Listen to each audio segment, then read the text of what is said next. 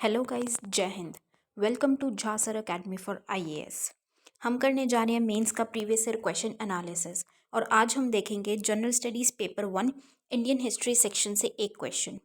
मैं उम्मीद करती हूँ गाइस आप लोगों ने इस क्वेश्चन को अटेम्प्ट किया होगा और एक बहुत अच्छा आंसर फ्रेम भी किया होगा।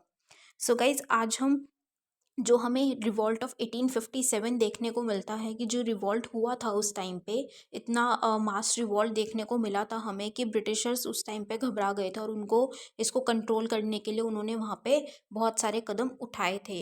तो हमें उसके बारे में देखना है कि वो इतना इम्पॉर्टेंट वाटरशेड लैंडमार्क क्यों था।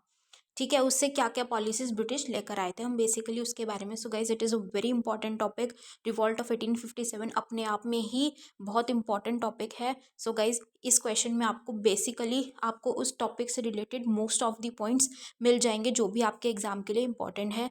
तो जहाँ पे भी गाइज आप अपने हिस्ट्री के नोट्स बना रहे हैं वहाँ पे मॉडर्न हिस्ट्री में इन द सेक्शन ऑफ जहाँ पे आपने रिवॉल्ट ऑफ 1857 के नोट्स प्रिपेयर किए हैं वहाँ पे आप बिल्कुल एक कंसोलिडेटेड फॉर्म में डाल सकते हैं इन पॉइंट्स को कि at the end of exam आपको इस चीज़ में हेल्प मिलेगी कि आपको वे बिल्कुल विद इन सेकेंड्स आपको एक नज़र मारनी है और आपको सारे के सारे पॉइंट्स पूरा का पूरा टॉपिक आपके माइंड में होगा, राइट। तो शुरू करने से पहले गाइज जिन भी स्टूडेंट्स ने हमारे टेलीग्राम चैनल को ज्वाइन नहीं किया है वो सबसे पहले डिस्क्रिप्शन बॉक्स में जाके हमारे टेलीग्राम चैनल को ज्वाइन कीजिए, वहाँ आपको लिंक मिल जाएगी।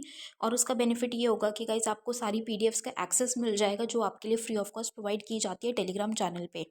लाइक करंट अफेयर्स की पीडीएफ्स हैं और ये जो mains previous year question analysis है इसकी पीडीएफ्स आपको दी जाती हैं। और साथ ही साथ जो भी वीडियो लेक्चर्स अपलोड किए जाते हैं आपको उनकी लिंक भी वहाँ पे साथ के साथ प्रोवाइड कर दी जाती है। और गाइज जो भी स्टूडेंट्स बिल्कुल सीरियसली प्रिपेयर कर रहे हैं उनके लिए मैं कहूँगी कि गाइज आपको करंट अफेयर्स के लिए कहीं से भी कुछ भी टेंशन लेने की ज़रूरत नहीं है, बिल्कुल अपनी एनर्जी या एफर्ट्स वेस्ट करने की ज़रूरत नहीं है। सिर्फ what you have to do is कि आप 1 से 1.25 घंटा रेगुलरली दीजिए और हमारे करंट अफेयर्स को फॉलो कीजिए। यकीन मानिए हमारे करंट अफेयर से बाहर का आपके एग्जाम में कुछ भी पूछा नहीं जाएगा। और गाइज हमारा जीएस का भी pre plus mains batch run कर रहा है, बिल्कुल बेसिक से तैयारी वाला बैच है, 0 से तैयारी वाला। और उसमें जीएस 1 2 3 4 की तैयारी कराई जा रही है। उसमें झा सर आपको खुद मेंटोर कर रहे हैं। और गाइज अगर आप उस बैच की डिटेल्स को प्रॉपर तरीके से फॉलो करेंगे और झा सर के द्वारा दी गई गाइडलाइंस को फॉलो करेंगे तो आपका एग्ज़ाम निकलने से कोई नहीं रोक सकता गाइज। सो बहुत अच्छा बैच और बहुत इंपॉर्टेंट बैच होने वाला है वो आप लोगों के लिए, तो ज़रूर ज्वाइन कीजिएगा उस बैच को। और गाइज हमारा एक मेंस का भी आंसर राइटिंग बैच रन कर रहा है जिसमें आपको 500 प्लस क्वेश्चंस की प्रैक्टिस कराई जा रही है। हमारी एक्सपर्ट फैकल्टी हैं वो आपके आंसर कॉपीज़ को चेक करते हैं और आपको मिस्टेक्स बताते हैं, इंप्रूव करने में हेल्प करते हैं। और उसी के साथ साथ आपको हर एक क्वेश्चन के रिगार्डिंग एक सैम्पल आंसर भी दिया जाता है और उसका वीडियो सोल्यूशन भी दिया जाता है with proper explanation. So guys जो भी स्टूडेंट्स बिल्कुल सीरियसली सिविल सर्विसेज के प्रिपरेशन कर रहे हैं वो इन बैचेस को ज़रूर ज्वाइन कीजिएगा। ज्वाइन करने के लिए आप नीचे दिए गए नंबर 9713282838 पे व्हाट्सएप के थ्रू कोर्सेज की डिटेल्स ले सकते हैं और कोर्सेज को ज्वाइन कर सकते हैं। तो चलिए गाइस अपना आज का सेशन स्टार्ट करते हैं। हमारा क्वेश्चन है explain how the uprising of 1857 constitutes an important watershed in the evolution of British policies towards colonial India। बताएं कि कैसे 1857 का विद्रोह औपनिवेशिक भारत के प्रति ब्रिटिश नीतियों के विकास में एक महत्वपूर्ण वाटरशेड का गठन करता है। ये क्वेश्चन गाइस जीएस 1 में इंडियन हिस्ट्री सेक्शन में पूछा गया था और ये क्वेश्चन यूपीएससी ने 2016 में पूछा था। तो गाइज जब हम इस क्वेश्चन की बात करते हैं तो इसमें हमसे क्या बोला जा रहा है कि किस तरीके से जो अपराइजिंग देखने को मिली थी हमें, बेसिकली जो हमें विद्रोह देखने को मिला था, रिवॉल्ट हुआ था 1857 में, वो इतना इम्पॉर्टेंट वाटरशेड क्यों है, मतलब ऐसे इम्पॉर्टेंट इतनी घटना क्यों है वो कि जो ब्रिटिश की पॉलिसीज़ है इंडिया में।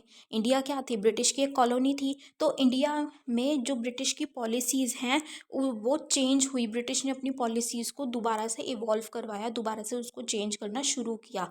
तो ऐसा क्या हुआ था, किस लिए ब्रिटिशर्स ने उसको चेंज किया, ऐसी क्या इतना इम्पोर्टेंट थी क्या विद्रोह 1857 का। राइट। तो हम गाइज थोड़ा सा अपने 1857 रिवॉल्ट और जो ब्रिटिशर्स की टेक्निक थी उसके बारे में थोड़ा सा अपना इंट्रोडक्शन में बताएंगे।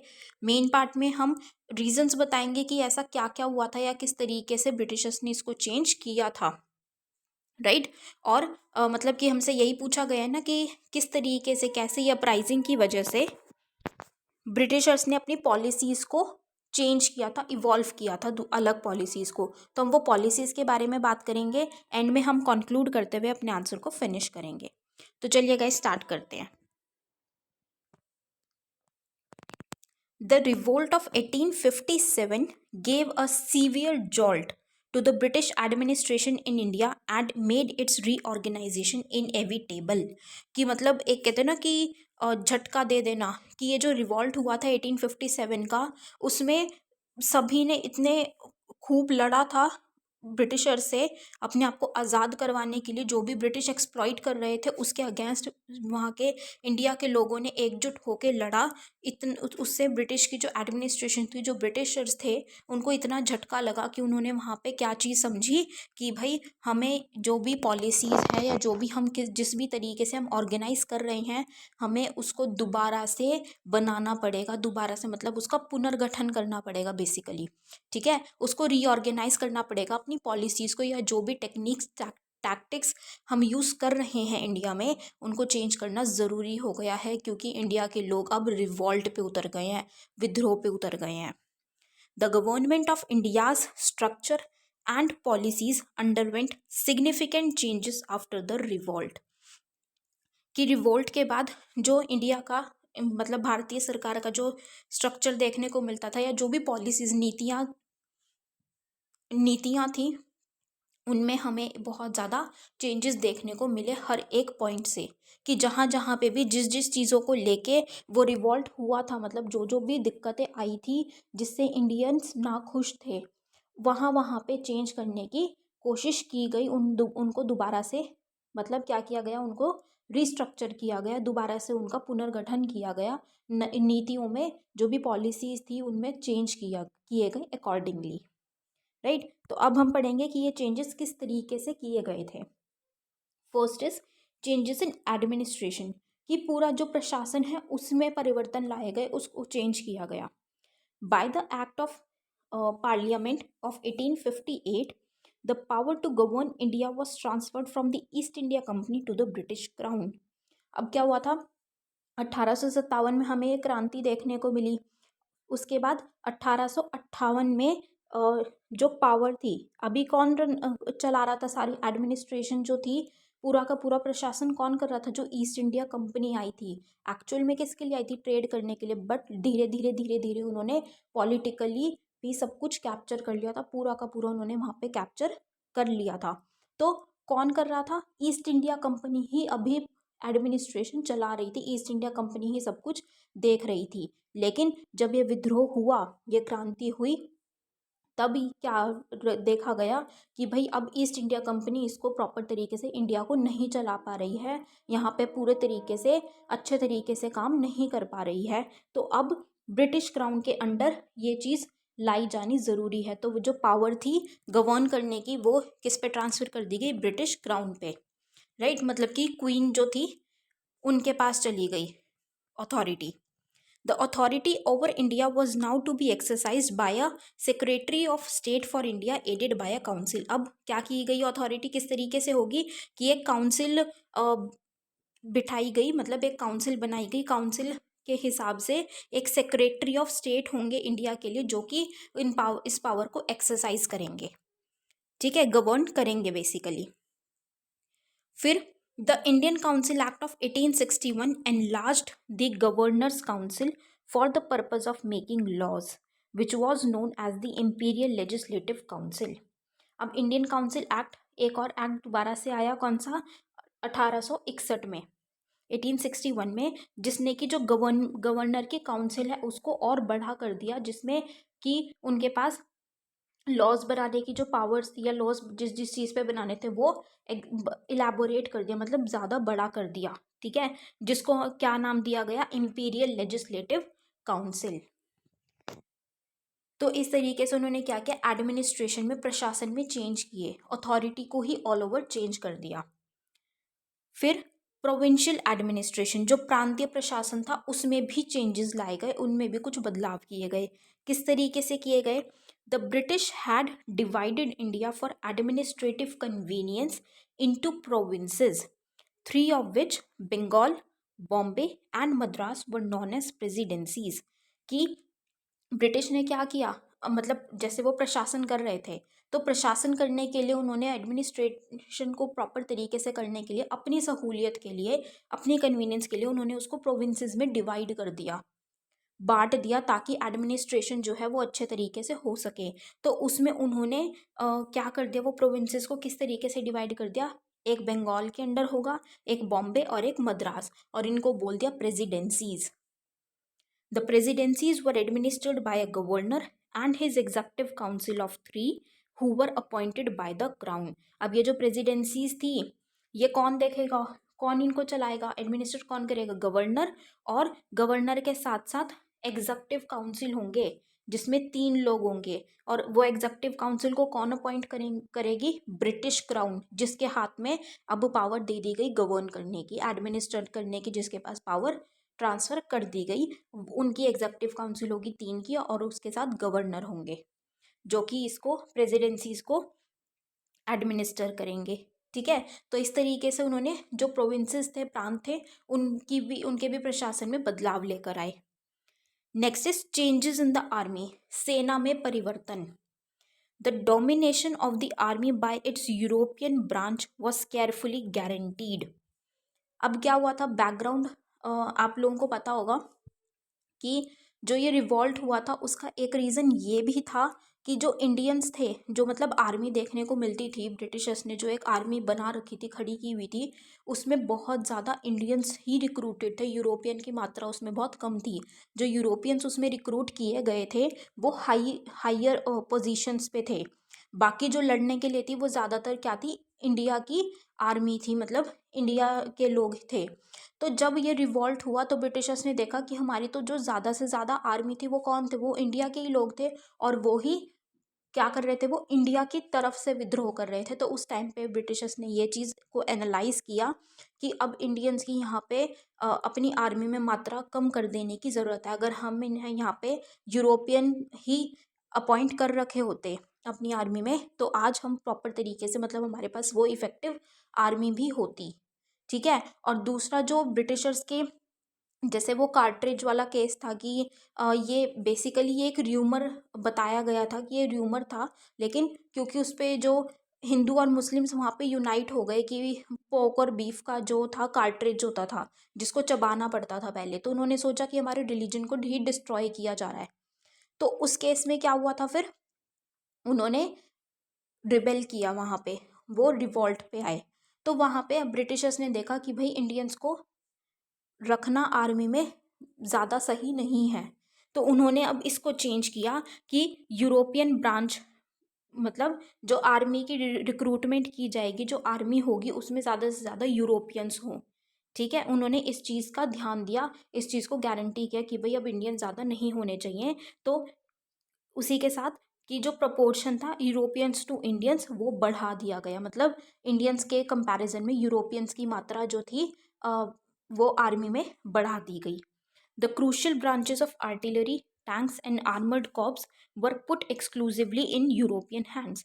अब ऐसा नहीं था कि इंडियंस बिल्कुल ही नहीं थे, इंडियंस कुछ थे, लेकिन वही डिस्क्रिमिनेशन तब भी था कि जो इम्पॉर्टेंट, बहुत ज़्यादा ज़रूरी ब्रांचेस देखने को मिलती थी, जैसे आर्टिलरी की थी, तोप खाने की, या टैंक्स थे, या फिर आर्मर्ड कॉर्प्स थे, बख्त बख्तरबंद कोर थे, तो ये महत्वपूर्ण क्योंकि मानी गई थी बहुत ज़्यादा, तो इनको यूरोपियंस के हाथ में ही दिया गया था, क्योंकि इंडियंस को इतना केपेबल नहीं समझा जाता था, ना ही इतना ट्रस्टवर्दी समझा जाता था। ठीक है, तो वो यूरोपियंस के हाथ में था, तो इंडियंस को जो हायर पोस्ट थी वहाँ से बिल्कुल ही एक्सक्लूड करके रखा जाता था कि इंडियंस को जो दी जाएगी तो वो लोअर पोस्ट ही दी जाएगी, हायर पोस्ट उनको नहीं दी जाएगी। ये तब भी उन्होंने बरकरार रखा। फिर उन्होंने क्या और किया, डिवाइड एंड रूल। अब उन्होंने जब ये चीज़ देखी कि रिवोल्ट ऑफ 1857 जो हुआ था उसमें हिंदू और मुस्लिम्स यूनाइट हो गए थे, उन्होंने इकट्ठे मिलके क्या की, लड़ाई की, वहाँ पे विद्रोह किया। तो अब ब्रिटिशर्स ने क्या किया, फूट डालने का काम किया कि फूट डालो और राज करो, कि अब हमें हिंदू और मुस्लिम्स में फूट डालनी है, ये इकट्ठे नहीं होने चाहिए। तब क्या किया कि immediately after the revolt they suppressed Muslims, confiscated their lands and property on a large scale and declared Hindus to be their favourite. कि रिवॉल्ट के बाद ही, वैसे तो बेसिकली क्या हुआ था कि ब्रिटिशर्स जो वो रिवॉल्ट का जो रीज़न है, मतलब उसके पीछे की जो वजह थी, वो मुस्लिम्स को मानते थे कि ये मुस्लिम्स की वजह से ही ये रिवॉल्ट है, मुस्लिम्स ने करवाया है। वो उनका उस मुस्लिम्स को उस रिवॉल्ट का दोषी ठहराते थे, ठीक है, दोषी मानते थे। तो उन्होंने तब क्या किया कि मुस्लिम्स को ही वहाँ पे सप्रेस करना शुरू कर दिया रिवॉल्ट के बाद।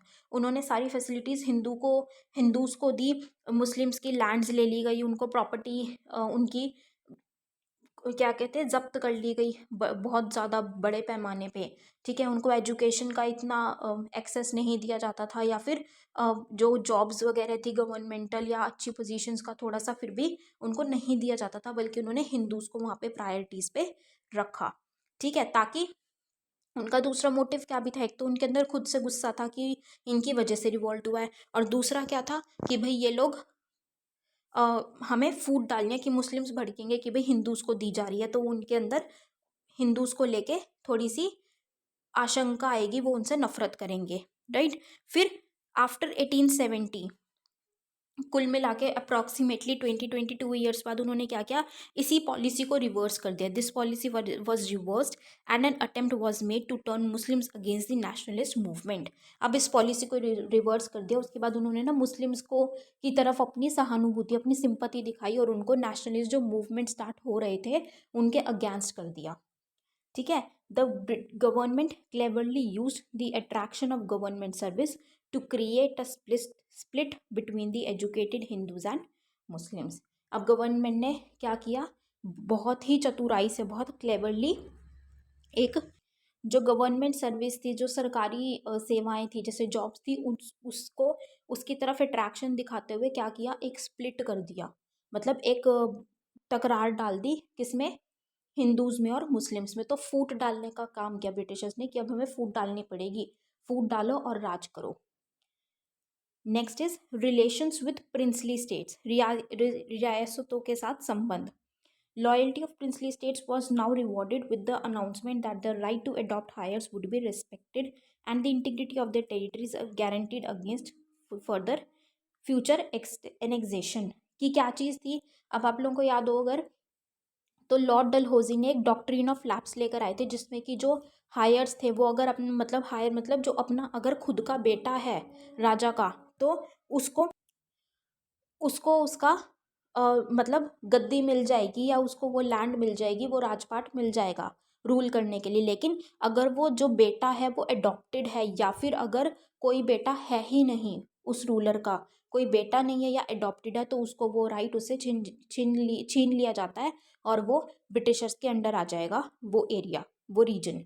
तो अब उन्होंने क्या किया, उनको रिस्पेक्ट करते हुए उन्होंने कि भाई जो अडॉप्टेड अगर सन भी है या फिर नहीं है, अगर उनका अडॉप्टेड है, तब भी उनको वो राइट दिया जाएगा रूल करने का, और फर्दर फ्यूचर एनेक्सेशन नहीं की जाएगी उनकी टेरिटरीज़ की, ये उनको एश्योर किया, ताकि वहाँ से वो रिवॉल्ट दोबारा से ना देखना पड़े, उनकी साइड से ना आए। The officials became hostile to the educated Indians when the latter began to organize a nationalist movement among the people and founded the Indian National Congress. अब क्या हुआ था, इंडियन नेशनल कांग्रेस बनी थी 1885 में। वो किसने बनाई थी, कुछ एजुकेटेड इंडियंस थे, इवन फॉरेन के भी थे, जैसे कि A.O. ह्यूम थे, ठीक है। तो उन्होंने क्यों किया ये, ताकि अवेयरनेस हो लोगों में कि भाई हाँ, ये जो हैं ये फॉरेनर्स हैं, मतलब ये जो ब्रिटिशर्स हैं ये कॉलोनाइज कर रहे हैं, हमें एक्सप्लॉइट कर रहे हैं, अवेयरनेस करने के लिए। तो वो उनको भी बहुत दुख, मतलब सॉरी दुख नहीं, गुस्से में देख रहे थे, हॉस्टाइल हो गए थे उनकी तरफ। The lands of most of the taluqdars of Awadh were restored to them, कि जो जो तालुकदार्स थे अवध के, उनकी जो लैंड्स जब्त की गई थी, उनकी लैंड्स भी, उनकी ज़मीन भी उनको वापस दे दी। तो जो ज़मींदार और लैंडलॉर्ड्स थे, अब वो पहले की तरह इंडियन लोगों के लिए नेचुरल और ट्रेडिशनल लीडर्स का उनको दर्जा अपना वापस मिल गया, तो वो भी खुश हो गए थे। अब क्योंकि ज़मींदार्स और लैंडलॉर्ड्स जो थे उन्होंने भी रिवॉल्ट किया था, तो उनको भी अपनी तरफ अट्रैक्ट करने का काम किया यहाँ पे ब्रिटिशर्स ने। Their interest and privilege were protected and they in turn became the firm supporters of British rule in India. अब जब उनको वापस से अपनी अपनी पोजीशन मिल गई, ठीक है, एज ए लीडर अपना इंटरेस्ट मिल गया, तो जब उनको ये प्रोटेक्शन दिखी तो उन्होंने ब्रिटिश रूल को सपोर्ट करना शुरू कर दिया। वो अब रिवॉल्ट के लिए नहीं सोच रहे थे, वो अब सपोर्ट कर रहे थे ब्रिटिश रूल को। सो ये हमने बेसिकली क्या चीज़ थी कि क्यों पॉलिसीज़ मतलब किस तरीके से चेंज की गई अपराइजिंग की वजह से, कैसे कैसे चेंज हुआ, इतना इम्पॉर्टेंट वाटर मार्क बना वो कि किस तरीके से पॉलिसीज़ चेंज हुई। ऑन द कंक्लूडिंग लाइन्स हम कहेंगे, hence in essence uprising in 1857 was an important mark from which the British government started consolidating its hold over India with an aim of having long lasting empire. कि अब हम crux में क्या कह सकते हैं कि ये जो अपराइजिंग थी ये इतनी ज़रूरी थी कि ब्रिटिशर्स वहाँ पे सतर्क हो गए कि भाई जो ब्रिटिश गवर्नमेंट थी कि भाई हमें अपना जो इंडिया पे अपना काबू है, अपना होल्ड है, वो बरकरार रखना पड़ेगा हमें और स्ट्रॉन्ग करना पड़ेगा इस तरीके से, ताकि हम ये लॉन्ग लास्टिंग रख सके, ये अपना एम्पायर जो है वो इंडिया में ही लॉन्ग लास्टिंग हम बना सके, मतलब बड़े बहुत टाइम तक। तो इस रीज़न से उन्होंने वहाँ पे ये ज़रूरी समझा और पॉलिसीज़ में चेंज लेके आए कुछ।